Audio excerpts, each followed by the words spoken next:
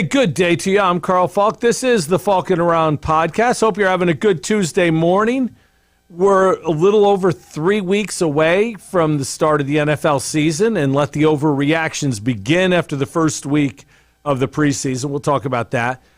The Major League Baseball did the best thing it's done probably in 15, 20 years last week. We'll certainly talk about Field of Dreams, Yankees rolling.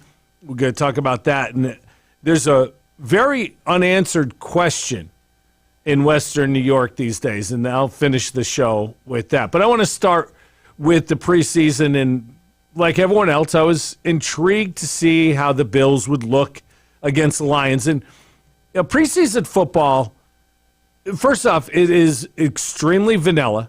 No defensive coordinator and no head coach is going to set up to put out a scheme that they want anyone to be able to see, so when they're breaking down film, they're going to have an advantage. It's the most vanilla, basic defense that you will face all year. It is vanilla offense. It's just very basic. It's designed to get guys opportunities to make plays. It's designed to get guys opportunities to put something on film, to evaluate them, keep everyone healthy, move on, get ready for the season. This coming week, the Bills will play the Bears. That's the one game that I would expect to see some Josh Allen and some starters, maybe a little bit in the third preseason game. It's different now with only 3. It used to be the first preseason game, you may see some starters. Second preseason game, you see the starters for about a quarter, almost a half. Third preseason game to get ready, you'd see the starters begin the third quarter just so they could get the repetition of going forward and getting used to things as they are in a real NFL game setting. And then week 4, it was guys trying to make the roster. So it's different now, and we don't really have the lay of the land because it's the first year they've done a 3-week preseason. Remember, last year there was no preseason. So this is different.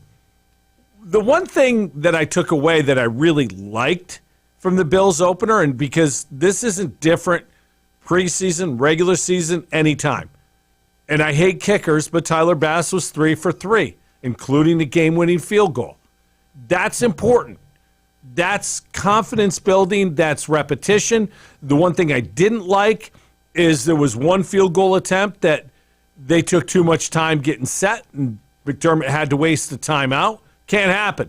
Those are the things that the preseason is for, to make sure you get those bugs worked out. So week 1, you're out there. If there's a field goal attempt, guys are on there. No need to worry about the clock. Get it done. So interesting that Tyler Bass looked good, and that was my first takeaway. Other players who looked good, I thought Gregory Rousseau showed up and showed something. Early on, he got a sack, and that sack, in my opinion, was much more about Harrison Phillips getting inside pressure. But what I liked about the sack by Rousseau is he went up against Penei Sewell.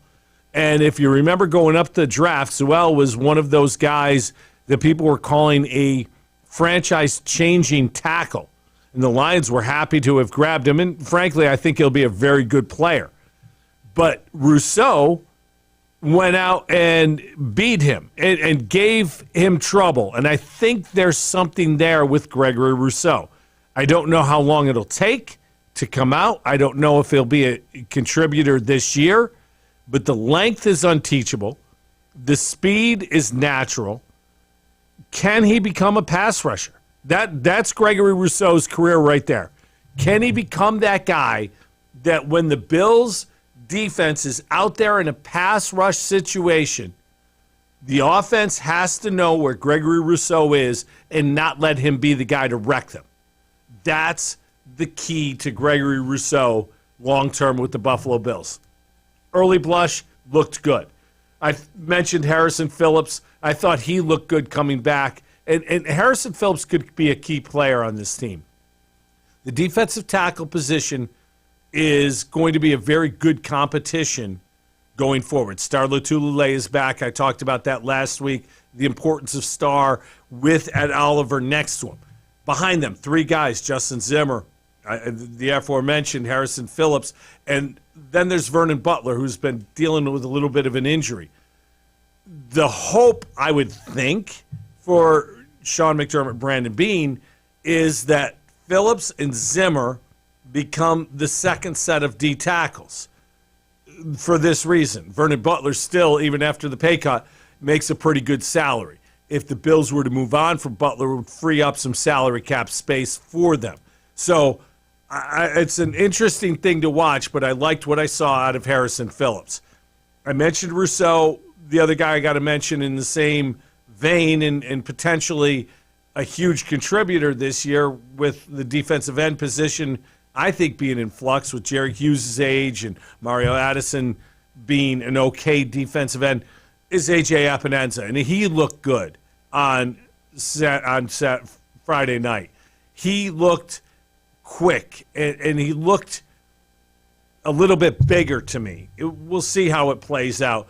But between Rousseau and Epinesa, and I'll throw Boogie Basham, who didn't show me much in the first preseason game, if you find something from one of those guys, a consistent, hard-to-block player in pass rush situations, I think the Bills will have something. Devin Singletary came out running the ball very well, scored a touchdown on a pass. Singletary, 42 yards on 8 carries. But the quickness, he looked very strong. I think it's preseason game management, but Brian Daboll seemed very willing to run the football. Let's hope as the season goes on, he's willing to do that as well, because a lot of times when you have a shiny toy like Josh Allen and like the pass game, you may be a little less likely to use your second best pitch, and that certainly is the running game. That's going to be a very important thing. Davis Webb, the future offensive coordinator of the Buffalo Bills. That's just an opinion, but Davis Webb is a guy who understands the offense greatly. He is a huge asset in the quarterback room. Look, the quarterback room is set pretty much, in my opinion. Josh is going to be the starter. There's no doubt of that. People were upset that Trubisky only threw 2 passes. You got to keep Mitch Trubisky healthy for the same reason you got to keep Josh Allen healthy. If Allen gets hurt, Trubisky gives this team a chance to win. He is a solid quarterback, and I mean solid NFL starting quarterback, let alone a backup quarterback. He's going to get opportunities in the preseason, but the most important thing about Mitch Trubisky is to be healthy should anything happen to Josh Allen. But the last 2 guys in the quarterback room, Jake Fromm and Davis Webb, each bring different things. Fromm brings some upside. He came out of Georgia, and you thought maybe the Bills got a steal. Well, Friday night was his first live action that he's seen. Remember, with no preseason last year and strange settings that it was, Fromm was away from the team most of the time. He was kind of in a COVID protocol to keep him healthy in case the other quarterbacks ended up getting COVID. Well, Davis Webb, being a part of that quarterback room, has a phenomenal understanding of the offense. He brings knowledge to that room. And he looked pretty good. He looked serviceable. He's a kid out of Cal who was the Giants had big hope for Davis Webb. It didn't pan out, but in my opinion, the Bills are best served with a quarterback room that includes Davis Webb going forward. One thing I was really happy to see, and it may be very short-lived, it was having Tommy Sweeney back on the field. The former 7th-round pick, Sweeney, when he played 2 years ago, looked like a guy who could develop into a solid NFL tight end. And then, of course, last year, the injury and then the myocarditis from COVID didn't get on the field. Well, he had a couple catches, and it looked good seeing him out there. Of course, now he's in a walking boot. No real update on his status, but we'll see where it goes. I do think Tommy Sweeney could be a key part of this team because, as I've said repeatedly on this podcast, there is not any depth, in my opinion, at the tight end position. And I don't think it's front-loaded with Dawson Knox. I think he's a very average NFL player. If he's your second or third tight end, you probably have a pretty good tight end room. But as your lead tight end, I think you're lacking something there. Guys who didn't help themselves. I mentioned Jake Fromm. He struggled a little bit. And again, I think the handwriting's on the wall for Fromm, and it has maybe more to do with the quarterback room. Now, will the Bills bring him back as a practice squad player? I would think they would, should they move on from him. I think that would be something they would like to see him continue to develop. I don't know if they'll get the opportunity, but I would guess that. The backup offensive lineman struggled mightily. And, we're talking about guys who are likely not going to be factors on the roster this year anyway, but you always want to have depth, and you always want to have a guy, whether it be a practice squad player or a third swing tackle, whatever the case may be, somebody at the bottom of the 53 that, if needed, can be elevated and can get out there and at least hold their own. And didn't see a whole lot of that from the bottom of the roster when it comes to the offensive line. Now, the Bills will play on Saturday against the Bears. 1 o'clock start, and I think that's somewhat important because the Bills play a lot of 1 o'clock games this year, and I think this way Sean McDermott can get the team in game mode, go through everything as if it's a normal Sunday 1 o'clock kickoff, let everyone kind of get used to that. You run through, it's a true dress rehearsal. I would expect, again, the starters to get some time. They got nothing last week, but this week I think you'll see a little bit more anyway, or if seeing anything, you'll see a little bit more. Couple series at the most, but keeping guys healthy is the biggest concern. Speaking of keeping guys healthy, there's an injury at Bills camp that has me concerned. And I was thinking about it today, and if you think about the most important pieces of the puzzle for the Buffalo Bills for the 2021 season, Josh Allen playing to the level similar to what he played at last year, certainly an incredibly important piece. But behind Josh Allen is Mitch Trubisky, who is, I think, more than capable of, if necessary, leading this team to a playoff. Now, can he win a championship? I don't think he can. Can Josh? Maybe. So it's very important to keep Allen healthy. I don't think that's the biggest piece. You look around the rest of the roster, there's key guys. Tre'Davious White comes to mind. He's a very key part of the puzzle. But I don't think there's a more important piece of this puzzle than Stefon Diggs. Diggs has now missed the last 5 practices. He's got a knee injury. Sean McDermott, when asked about it yesterday, said he didn't expect it to linger into the regular season. Not exactly an answer that's giving you relief. To me, that's a very open-ended answer to a question that really nobody wants to hear the bad answer to. Look, it may be nothing. It may be they're just being overly cautious. It may be tendinitis.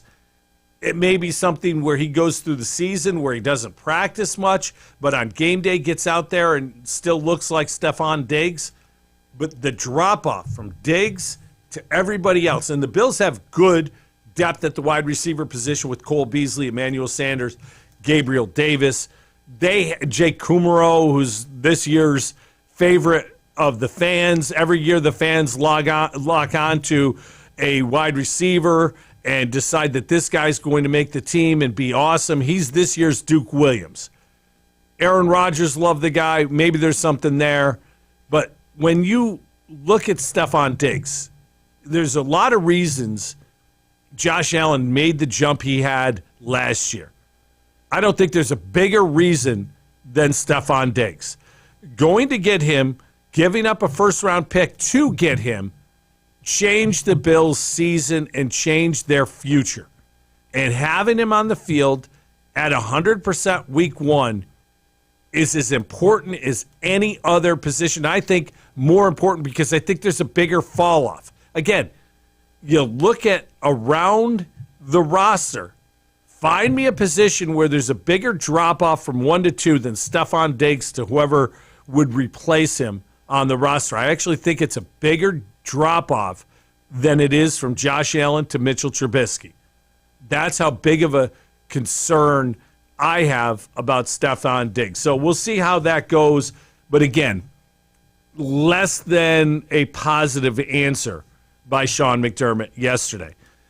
The NFL Network is coming out with their top 100 list, and they every couple days release another 10. We're up to the 40. We're 41 through 100 at this point. The top 40 yet to be announced. So far, 2 Bills have been announced. Number 96 was Cole Beasley, his debut into the NFL top 100. And number 95 was Tre'Davious White. Beasley surprised me. I wouldn't have thought he would have ended up on this list, but he's a very good player, and I'm happy for Cole Beasley that he's getting the recognition he deserved. I'm also happy that Cole Beasley's biggest conversation point in training camp now has been that he's on the top 100 list and not something about Twitter that has gone viral because of his stance on vaccinations. It's that subject has seemingly simmered down. So good for Beasley. Tre'Davious White at 95, I was very surprised, not that he was on the list, that he was that low. I think Tre'Davious White is an excellent cornerback. I don't think he's got the reputation yet that, say, a guy like Stephon Gilmore in New England has, who came in at number 48. I think they're comparable players. I think Gilmore's a really good player. I think Trey White is a really good player. I think what hurts Tre'Davious White is, in some ways, the Bills don't have a great number 2. We've talked a little bit about Levi Wallace and Dane Jackson battling. So teams don't go after Tre'Davious White.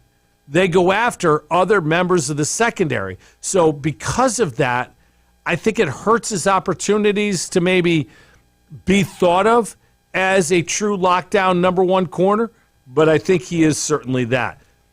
With 40 more players to be put on this NFL top 100 list, the question then becomes which Bills players will likely be on there. Well, Josh Allen is certainly a lock to be on there.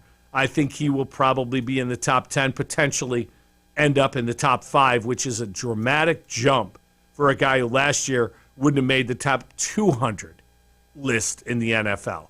The other guy I expect to be on there is Stefon Diggs. Again, go back to my comments about Diggs. You'll know why I think he's there. There's not another player on there. The question I have is there a player who can make that jump and get on there? Maybe Tremaine Edmonds, maybe Ed Oliver. Again, the onus is on these guys to prove their worth as first-round draft picks, to be somebody who gets in a position to get a second contract with the team. At this point, I know Edmonds' 5th-year option is picked up. I don't think he's somebody who signs a long-term deal after that 5th-year option with the Bills. I just don't think he's set himself apart. He's got 2 years to prove me wrong on that. I hope he does. Ed Oliver, at this point, I wouldn't think that the Bills would be in a position to pick up his 5th-year option. He has not been a guy who stands out. And if you're going to pay big money to a defensive tackle, he better be a guy who stands out. We'll see this year with the return of Star Lotulelei if that changes his fortune as well. So it's something to keep an eye on going forward for over the next couple days when that top 100 list comes out, and also down the road. This weekend was the debut of the 5 quarterbacks who were selected in the first round of the draft back in April. And it's funny because when you look at all the quarterbacks that were picked, this was a unique draft, and everyone's trying to get their guy. And Trevor Lawrence is the highest-rated quarterback to come out since Andrew Luck. So expectations are through the roof with this guy. How did he look? Looked like a rookie quarterback with great ability. Made some fantastic throws, held the ball too long, got sacked, got hit, got out of some things, looked like a rookie quarterback on a bad team. And that's what I expect him to look like all year.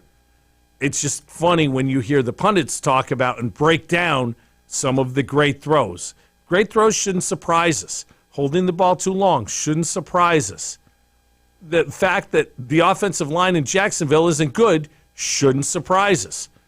Remember, just because Urban Meyer's there and just because you've got a number 1 overall pick who people expect to become a Hall of Fame quarterback in Trevor Lawrence, the returns aren't likely to be immediate. This is a team that needs to grow into its situation, and Trevor Lawrence needs to grow into his situation as well. Zach Wilson of the Jets, a 2nd overall pick. I talked last week how poor he has looked in practice. Well, I thought it was an important night on Saturday night. 6-9, 63 yards. Did what he had to do, and in my opinion, it was a big performance for him, and I'm not going overboard with his performance, but it showed he's a competent NFL quarterback, and everyone in New York who overreacts to everything anyway can now just relax, take a breath, and let this kid develop. I don't know what Zach Wilson's going to turn out to be. I don't know if Sam Darnold in Carolina is playing as well as they say he is, and maybe all of a sudden could find what he was supposed to be in New York. But Zach Wilson's the Jets quarterback now. It's time to let him develop and let him become a starting quarterback in the league. He hasn't looked the part through practice so far. However, he's got ability, and that's why he was a 2nd overall pick. And I think if everyone just takes a breath, goes Aaron Rodgers and relax, I think he'll be okay. We'll see how good he can be, but I think he'll be okay. 3rd overall pick was Trey Lance of the 49ers. And Trey Lance is a kid who didn't play a whole lot. He played 1 game last year, didn't have a ton of experience, comes from North Dakota State, which obviously isn't playing in the SEC. So there's so many questions about him. And Trey Lance, to me, reminds me of Josh Allen and Justin Herbert. Guys who came in big, strong, raw, physically gifted. It's going to take time. Saw some things. The 80-yard touchdown looked great. But the fumble, the holding onto the ball, the bad throws, the bad mechanic, it's going to take time. Let's not overreact. And I know when I'm talking about NFL and rookie quarterbacks saying don't overreact, it goes against everything that we keep hearing. Remember, the media that covers the NFL 365 days a year needs content. So, of course, they're going to overreact. They're going to overanalyze everything. The 11th pick was Justin Fields, and the Bears quarterback looked the part on Saturday. But I'm not ready to put him into Canton yet. I want to see a second preseason game before I give Justin Fields the automatic entry into the Pro Football Hall of Fame. And I'm being sarcastic because if you had read or seen the talk, look, the kid looked great, but he looked great last year at Ohio State. I don't know why it's a surprise that Justin Fields can throw the football and run the football. I don't know why it's a big surprise that he looked effective doing it for the Bears. Well, maybe it's because the Bears probably have, if you were to take every franchise and say who's their best quarterback in the history of their franchise, and then you rank those quarterbacks 1 through 32, the best quarterback in the history of the Bears franchise is probably Jim McMahon. And he's probably the worst, best quarterback in franchise history, if that makes sense. The Bears have had terrible quarterbacks throughout their entire existence, except for a minute in the mid-'80s before Tim Harris slammed McMahon on his shoulder and ruined his career. McMahon looked like he was going to be a good, real good NFL quarterback. And yet, here we are 40 years later, and the Bears are still looking for a real good NFL quarterback. Trubisky wasn't the guy. Sexy Rexy Grossman wasn't the guy. Cade McCown of UCLA wasn't the guy. Think of all the bad quarterbacks. Eric Kramer. How bad is the Bears' history at quarterback? In an NFC championship game, Walter Payton played quarterback for the team. The greatest running back in the history of the game, in my opinion, played quarterback because the quarterbacks were so inept. In a playoff game. Yeah, I'm happy that Justin Fields looks the part. Let's just slow down and not put him in Canton yet, please. Mac Jones, 15th overall pick to the New England Patriots, and people were wondering what this kid would look like. Is he going to be the starter? Is he better than Cam Newton? Well, he ran onto the field to a standing ovation in New England, so the Patriot fans are certainly behind him. But what was interesting was how he ran the offense, and he did exactly what he was supposed to do. The Patriots' offense was a run-heavy offense predicated with short passing attack, and that's what was done by Mac Jones, and he did so efficiently. So it wasn't a overwhelming performance. It wasn't something that you look at and go, wow, that looked great.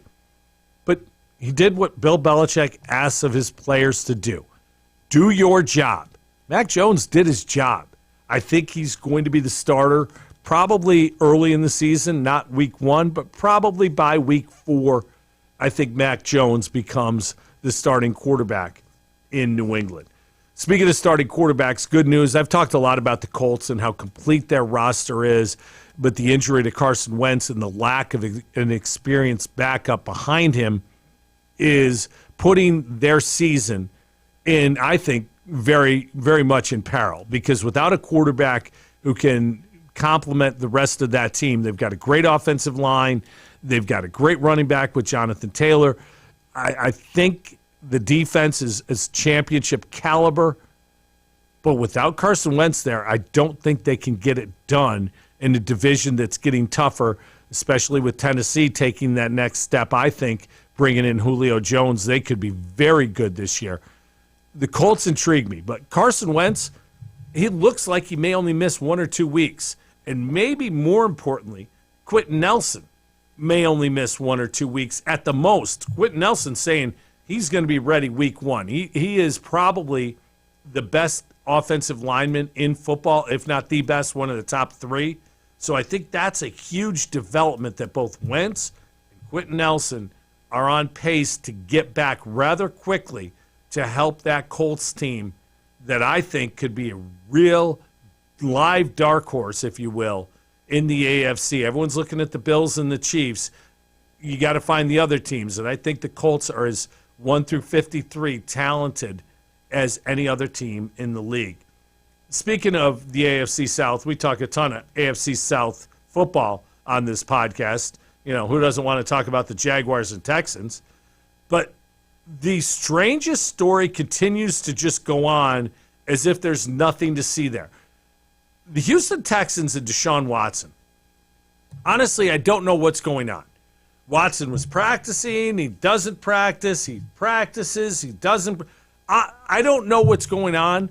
And where is the NFL on what's going to go on with Deshaun Watson? I'm not a Texans fan in any stretch. I just have very little interest in the Texans. I find them to be somewhat of a boring team. If Deshaun Watson doesn't play, there's no reason to get excited about watching a Texans game. If he does play, they're going to put up points because he's that good. But with everything going on with Deshaun Watson, where is the NFL with the discussion about what to do about this guy? I really don't know what they're going to do. Are they just going to pretend that 22 women haven't accused this guy of sexual assault and they're going to run him out there?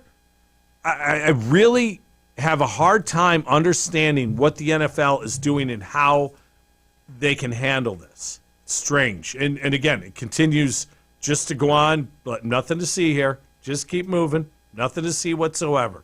Very bizarre. The Packers have an injury concern at their quarterback position. Not Aaron Rodgers, but Jordan Love. Rodgers, at his age, is liable to miss a game or two because of injury. Jordan Love needing all the reps he can get to be ready to take over, not only in case of injury this year, but after this year when he's likely to become the starting quarterback in Green Bay. Shoulder injury, they're bringing in quarterbacks to get through the preseason games. Any missed reps hurt Jordan Love. A lot of missed reps significantly hurt his progress. So something to keep an eye on there. And with the first episode of Hard Knocks being out, we saw that last week. Dak Prescott's injury remains a concern. And it remains a big concern. We saw it last year with the Cowboys. They were struggling with Dak because of turnovers and lack of defense and things like that. Well, the defense hasn't gotten a whole lot better. Just changing out the D coordinator should help, but I don't think it's going to immediately turn around the worst defense historically in the history of a franchise and all of a sudden make it a playoff defense. But what's interesting to me is not only Dak and his being shut down because of an injury to his shoulder. Remember last year, it was the perfect storm for the Cowboys offensively. Dak Prescott goes down. Tyron Smith, who's probably a Hall of Fame left tackle when it's all said and done, who's closer to the end than he is the beginning, still great, but he's going to only play 10 or 12 games at most per year. Right tackle La'el Collins, who's an all-pro, he also missed the entire season, so you lose your two bookend tackles. You lost Travis Frederick before the season started. He retired. He was an all-pro center. Then Zach Martin goes out at guard, and you lose him. So 4 excellent offensive linemen are out, not easily replaced, and then you've got Andy Dalton trying to run an offense designed for Dak Prescott. Bad combination all the way around. This year, it's going to be interesting to see if the Cowboys can keep La'el Collins and Tyron Smith healthy. If the center position is finally moved on enough from Travis Frederick to be a competent situation there, and can Zach Martin stay healthy at right guard? He's getting a little longer in the tooth. And the craziest thing, my biggest takeaway from the first Hard Knocks, was a conversation between Stephen Jones, Jerry's son, who's likely to be the man once Jerry passes on or goes into retirement. I don't think he'll ever retire, but passes on likely. Stephen Jones will then be the guy calling the shots for the franchise. When Stephen Jones talking to Mike McCarthy, and they said how good Ezekiel Elliott looked, and the two of them having a conversation and saying how much better shape he is in this year than last year, how good he looks because he's in shape. And I can't tell you how much I'm disgusted by pro athletes who can't bother to get themselves in shape. Ezekiel Elliott's a very good back. He's paid like a great back. He's a very good back who doesn't give a rat's ass enough about himself to keep himself in shape. How do you show up to camp thinking you're a great back and wanting to do great things and holding out the year before to get a big contract, and you can't get yourself in shape? Now, I'm not going to give him credit for this year getting in shape. I'm going to bash him for last year not caring enough to be in shape. It's horrible. It is unprofessional. And because of that, he will never be viewed in my eyes as a great back. He's a good back. He can do a lot of things when he has that offensive line right and Dak's there. He's a key part of that offense. But the fact he doesn't bother to keep in shape or show up in shape, that's not greatness. That's mediocrity. And shame on you, Ezekiel Elliott. I know he doesn't care what I think about him, but that's just awful. Major League Baseball. Rob Manfred did something right. Over a year in the making, it was supposed to be last year, but because of the pandemic, like many things, it was postponed a year. But last Sunday night was the Field of Dreams. Last Thursday night was the Field of Dreams game between the Yankees and the White Sox. Played in a cornfield in Iowa, adjacent to the set of the movie Field of Dreams, where Ray built it, and they did come. This was an amazing night of baseball. You see Kevin Costner on the screen, bringing him back, having him being a big part of it, playing tribute to the movie, fantastic. You see the players when the introductions came and they walked out of the cornfield. I just thought it was great. Everything about the pregame was phenomenal. The flyover with the vintage airplanes, the throwback uniforms. By the way, the Yankees should wear those uniforms on the road every day. They're fantastic. Just was a great night for baseball. And then the game began, and things got even better. You know, Aaron Judge going yard twice, and including one in the top of the ninth to give the Yankees a chance. Giancarlo Stanton giving them the lead. It was fantastic theater all the way around. And then Tim Anderson of the White Sox hitting the walk-off. And Tim Anderson is a kid who I think Major League Baseball needs to promote more. Look, for years, Major League Baseball has had a problem getting young African-American kids to buy into their game and to play their game. And there's a lot of reasons for it. In the inner city, there isn't a ton of opportunity. And Major League Baseball has set up programs to help attract more minorities into the game. Obviously, there's a heavy Latin influence in baseball, but the African-American influence is down to some of the lowest numbers in the history of the game since Jackie Robinson broke the color barrier. So it's something that needs to be more important, or it needs to be remedied. It's very important to Major League Baseball, obviously. But Tim Anderson, a young African-American superstar, and this kid's a stud, and he does it with swagger. And you saw it with the walk-off home run. And if you're listening and you're a Yankee fan, you probably hated it. But if you watched what he did and the style and the swagger that he plays with, this is a kid to promote. This is a kid that I think can become the face of Major League Baseball that helps attract young African-American kids from the inner city to get back into a game that I love. I would love to see it become more popular in the inner city and create more opportunities for kids to play. It's just, he is a great player who I think is under promoted because of where he plays. And frankly, the White Sox are a really, really good team. You saw that this weekend when they battled the Yankees in that series. That's a potential playoff matchup with the White Sox and the Yankees, and I want to see Major League Baseball do all they can to use Tim Anderson to help promote the game, because the kid is an absolute stud. And if you watch him, he's fun to watch play the game. So something to think about. Next year, they're going to redo the Field of Dreams. They're going to have the Cubs and Reds do it again next year. I don't know. Look, this is the first time. It was perfect in every way. I don't know that you can replicate that, though. It built a lot of momentum. It was as highly of a watched baseball game as there's been in decades during the regular season.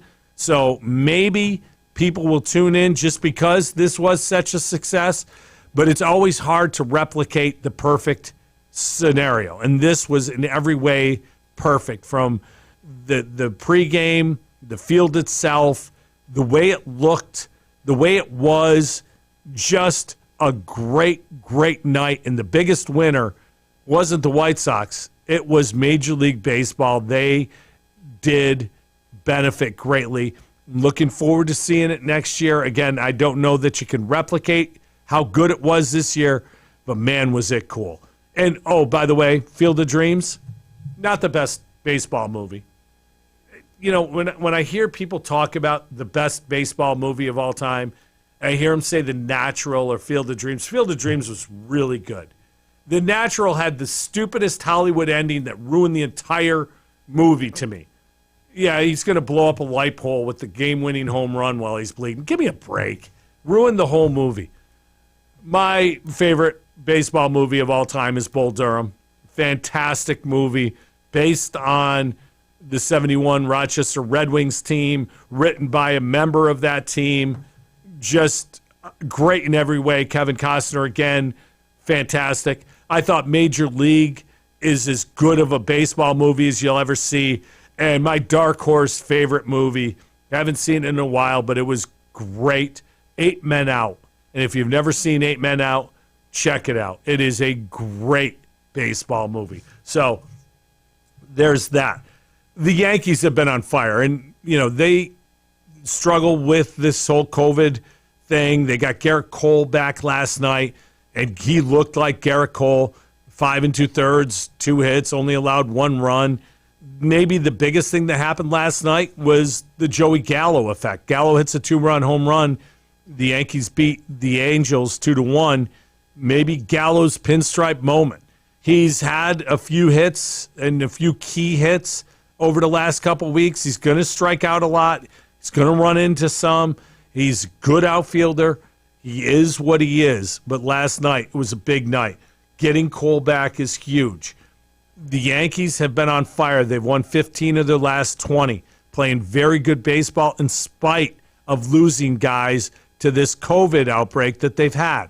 They're starting to get healthy. They're starting to get guys back. And if you look at what they've got coming up, after doubleheader with the Red Sox today, they play the Sox again tomorrow night.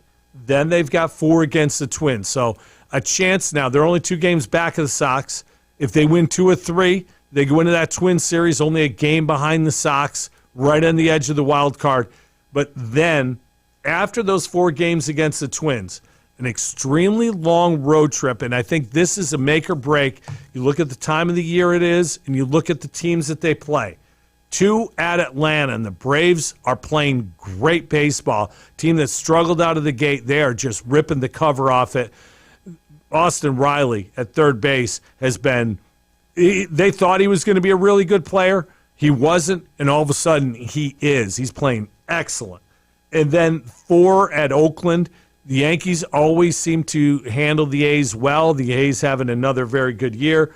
And then 3 more against the Angels in Anaheim. So that road trip, that 9-game roadie, included with that West Coast element, I think makes or breaks the 21 season for this Yankees team. Speaking of makes or breaks, I talked about the Mets all year long, and they are broken. They are in the midst of a 13-game stretch where they play the Dodgers and the Giants. The first 4 games of those 13, they are 0-4. They are now they are now a 500 baseball team going into tonight's game against the Giants. They need to figure things out quickly, but it's not going to happen. They don't have any timetable on Jacob deGrom. He is still trying to figure out what is wrong with his elbow. Nobody has given a diagnosis or a treatment that is going to set a timetable for his return. Francisco Lindor is working his way back off the IL, but he's not close to getting a rehab started. And with Javier Baez joining him there, the Mets' middle infield is far from what it should be. So it's a bad situation, getting worse every night. Can question some of Luis Ruas's decisions, especially last night when he used their best reliever for only one batter. The next inning, he went to a guy who's been struggling. That guy gave up a pair of home runs that ended up being the difference in the game. But this Mets year is not going to be one that ends well, in my opinion. The last baseball note that I wanted to hit on is a guy who got his 2,000th hit last night, Joey Votto. Joey Votto is one of those guys that when you think about him, you're like, oh, yeah, he's had a really nice career. When guys get to 2,000 hits, you kind of take stock of their career, and you kind of look at things and, where are they and what's their all-time situation. So is Joey Votto a Hall of Famer? That's my question. And before I get to the answer to that, you look at how Joey Votto, the player, has evolved. He's become a home run hitter. He has always been a 25 to 30 home run guy, and he's had 37 as a career high. But Votto this year has 26 home runs in only 90 games. He's missed a bunch of games because of injury. So the 26 home runs are really indicative of how he's evolved as a hitter. He's got a 952 OPS this year. Very strong. The batting average isn't great, but the on-base percentage with Joey Votto is always going to be. But you start looking at his career numbers. He's a career .303 hitter. He's got 321 career home runs, and in this modern day of baseball, the 321 home runs don't really stand out. But again, for much of his career, that wasn't what he was about. He was a guy who was going to hit for a high average, run into a few here and there, hit you 25 to 30 home runs, drive in 100. But the career OPS of 937, Joey Votto's a Hall of Famer. And I'll throw one more element in. Having played his entire career with the Cincinnati Reds, we've forgotten about him in large part because the Reds haven't been a good team for much of Votto's career. But this is a guy, when it's all said and done, he's got 2 more years after this year on his contract at $25 million per, and then the team has an option for a 3rd year, which would put him at his 40-year-old season. So 3 more years potentially of him being a Cincinnati Red, ends up somewhere around 2,500 hits, ends up somewhere in the neighborhood of 400 home runs, and that career OPS about 920 at the end of his career. Joey Votto certainly, in my opinion, will be a Hall of Famer if he stays on that trajectory. And again, in this day and age, a guy who stayed put and played his entire career for one team, it's very, very impressive. And when we get to that point and you start looking back, there will be people who say, I didn't think about Joey Votto as being that good. I never realized how good Joey Votto is. He's a great, great player who's having a great career. And in the midst of that great career is this year where he's evolved into a different type of hitter while still being an extremely effective on-base guy. Remember, he almost had home runs in 10 consecutive games, missed by about an inch of having that happen. So something to keep an eye on as the season finishes out. And again, the Reds, they're somewhat of an afterthought anyway, but Joey Votto should never be an afterthought. As we record this, it is August 16th, I believe, 17th. The NHL training camps are going to begin in about a month, probably mid to late September. There's no official date yet, but it's coming soon. But the offseason for the NHL, the big work has been done. Free agency has come and gone. The draft has come and gone. Rosters are set. Things are in place to go to camp. And there's one question that remains unanswered. Where's Jack Eicher going to play hockey this year? And if you think it's a simple answer, not in Buffalo, I'm not sure it is a simple answer. And it may not be in Buffalo, and it probably shouldn't be in Buffalo, and probably won't be in Buffalo. But here's the thing. Jack Eicher isn't just a guy that you could turn around and say, all right, we got to get rid of him. Camp's starting next week. Let's make the move with Team X. Team X may not have the salary cap space to bring in his contract.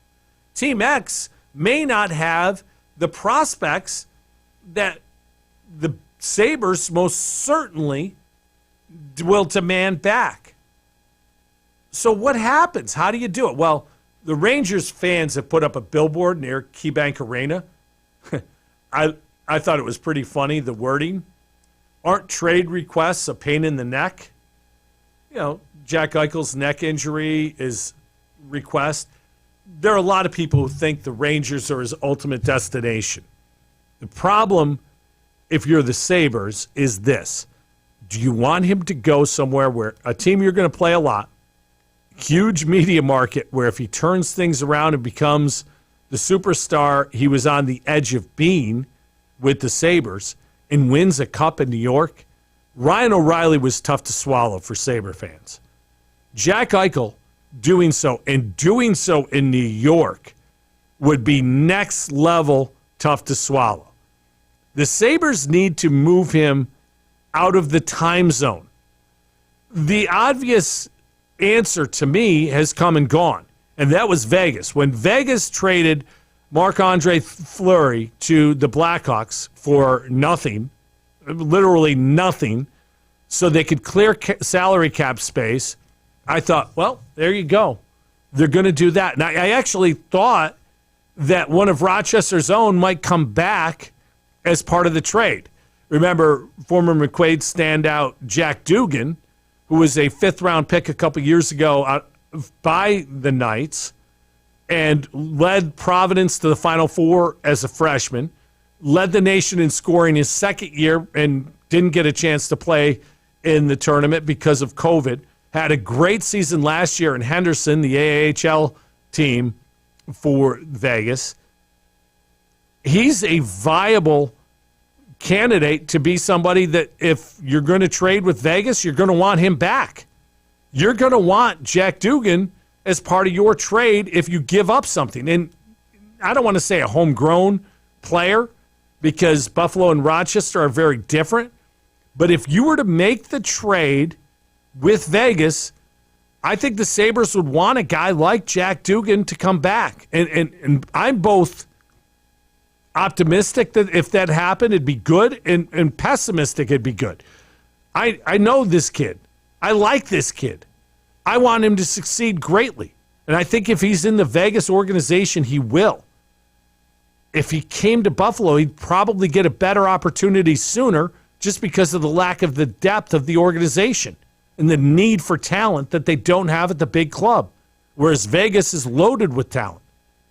The problem with that potentially happening would be the culture that is the dumpster fire of the Sabres. Eichel moving out isn't going to change the culture of a franchise that's been mismanaged for the last 10 years by the same ownership group. It's not going to change that. I don't know where Eichel's going to play.